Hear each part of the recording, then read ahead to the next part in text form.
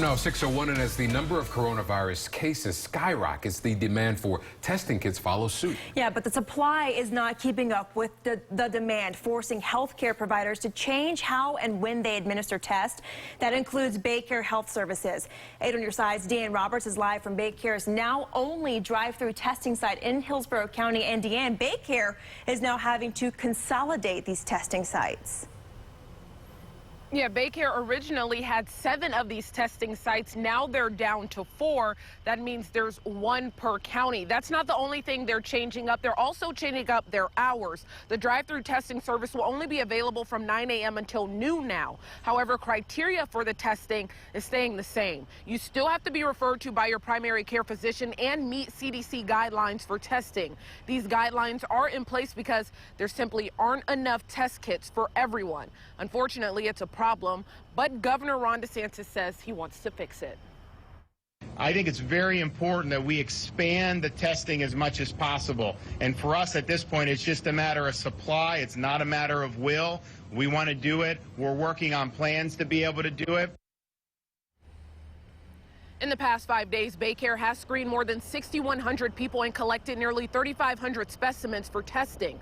Moving forward, these are the addresses on your screen right now of the 4 Baycare drive-through testing locations in Tampa, St. Pete, Newport Richey, and Haines City. Of course, we are posting them online and on our WFLA app. Now, I want to break down the whole why behind these lack of tests. So healthcare physicians and providers are really just waiting on the government to go ahead and issue them those testing kits, but unfortunately that is not happening as fast as they need it to. But now FEMA is coming in and they're saying, hey, healthcare providers, if you see those testing kits out on the market, go ahead and buy them and we'll reimburse you for it.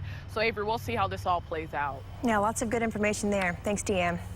And the push for testing growing even more serious as cases skyrocket in the U.S. With more than 35,000 cases, the U.S. has the 3rd most cases in the world behind China and Italy. Florida is one of the worst affected states with more than 1,000 cases. The Bay Area accounting for more than 160 of those cases. Statewide, 13 people have died. Time now 6:04, and this Monday morning, a Pasco County man mistakenly reported dead from the virus is still recovering. And now he has a strong, urgent message for all of us. Even though you might feel 90% better, I think I can't stress enough, you need lots of liquids and you need to rest and you need to isolate. Did you catch what he said? Gene De La Sala still home in isolation after catching the virus nearly 2 weeks ago. He is the first person in Pasco County to test positive, but he thinks there could be more people out there. I think there's a lot more people that have this than you realize that are walking around. Some people that are asymptomatic and then other people that just think they have a cold. De La Sala tells us here at 8 on your side, he's feeling much better these days, but he will stay in quarantine until he has at least 2 more negative tests in a row. Time now 6:05. Schools across the Bay Area are beginning to switch to digital learning, and one of the challenges districts are overcoming is making it accessible to every student. Both Hillsborough and Pinellas County schools are taking this week to let parents, teachers, and students all learn how this is going to work. Pinellas County is offering 60 days of free internet access to families who currently don't have it. Polk County is handing out 60,000 devices to families who don't have a way for kids to access online learning. Graded work and classes for all 3 counties will begin March 30th.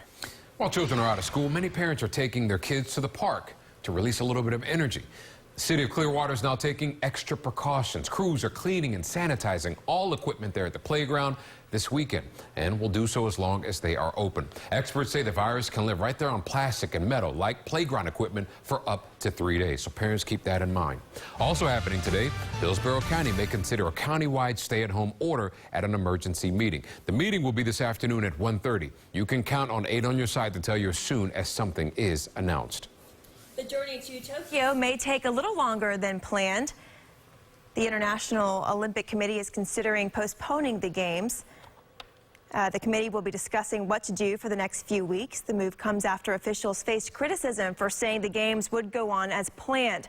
The committee will decide whether to postpone the games by mid-April and says cancellation is not on the table. If the Olympics are not postponed, Canada says they will not send any athletes, and that includes Paralympians. The team made the announcement on Twitter and called for the games to be delayed by 1 year. The Australian Olympic Committee is warning its athletes to be prepared for a 1-year delay. So out of this crisis we're all dealing with, here is something good. Hopefully it makes you smile. A local restaurant group is helping support their employees who are now out of work by selling gift cards. The Columbia Restaurant Group says 100% of the money from the gift cards sold until the end of April will go towards paying their employees. For any purchase of $500, they plan to chip in another $50.